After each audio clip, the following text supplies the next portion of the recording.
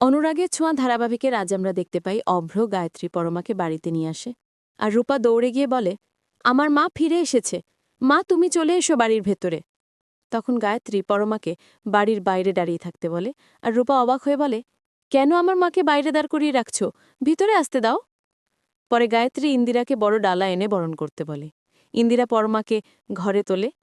কিছুক্ষণ পরে সুদীপা এসে জিজ্ঞেস করে, শরীর কেমন আছে এখন, ভালো আছো তো? পরমা বলে, আমি এখন সুস্থ আছি, তুমি এত চিন্তা করো না। তখনই গায়ত্রী রেগে বলে, তুমি বড় বৌমাকে বাঁচিয়েছ, এই খবরটা আমাদের একবারও দাওনি কেন? সুদীপা বলার আগেই সঞ্চারী বলে, শুধু সুদীপা না, একজন মানুষ আরও সাহায্য করেছে। সুদীপা তার প্রফেসরকে নিয়ে এসে পরমাকে হসপিটালে নিয়েছে।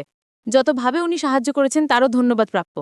এটা শুনে অংশ রেগে বলে, আমরা বাড়িতে ছিলাম না তাই তুমি বাইরের একজন পুরুষকে বাড়িতে ঢুকালে, কারোর অনুমতি লাগলো না?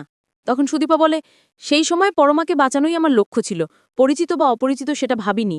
উনি না থাকলে হয়তো বড় বৌমা বাঁচত না। তখন অংশ সন্দেহ করে বলে, পুলিশকে খবর তুমি ওই প্রফেসর দিয়ে দিয়েছ তাই না? রূপা সঞ্চারীর দিকে আঙুল তুলে বলে, এই বাজে মেয়েটা পুলিশ ডাকিয়েছে, আমি চোখে দেখেছি। তখন গায়ত্রী ইন্দিরাকে বলে, ওকে থামাও, এমন বাজে কথা শুনতে পাচ্ছি না। পরে আদিত্য আসে এবং বাড়ি থেকে ফোন আসার কথা বলে। অভ্র বলে, পুলিশ আমাদের নিয়ে গেল আর তুমি দাঁড়িয়ে চুপ করলে কেন? একটা কথাও বললে না, এখন কেন বড়াই করছো?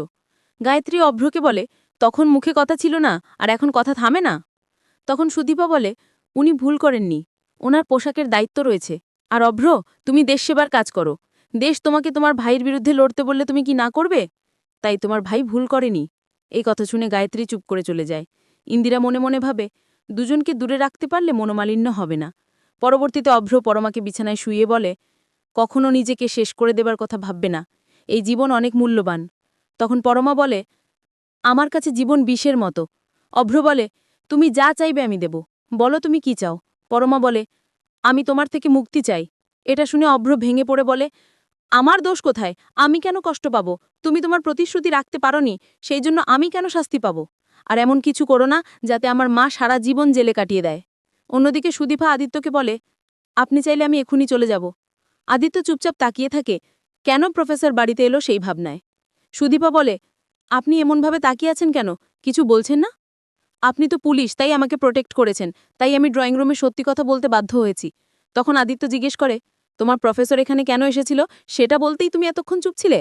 আগামীতে আমরা দেখতে পাবো। সুদীপা চিৎকার করে বলে, আমি কার সাথে মিশবো সেটা আমার ব্যক্তিগত ব্যাপার, সেখানে আপনার অধিকার নেই, আপনি আমার জীবনে কোনো প্রবেশ করবেন না। আদিত্য বলে, আমি তোমার স্বামী, তাই তোমার ব্যাপারে প্রশ্ন করার পুরো অধিকার আমার। অন্যদিকে কুন্তলা মনে মনে বলে, যা আগুনে পুড়ল না, যা পানিতে ডুবল না, সেটা ভেঙে দেব। বিশ্বাস অবিশ্বাসের আগুনে শেষ করে দেব সবকিছু।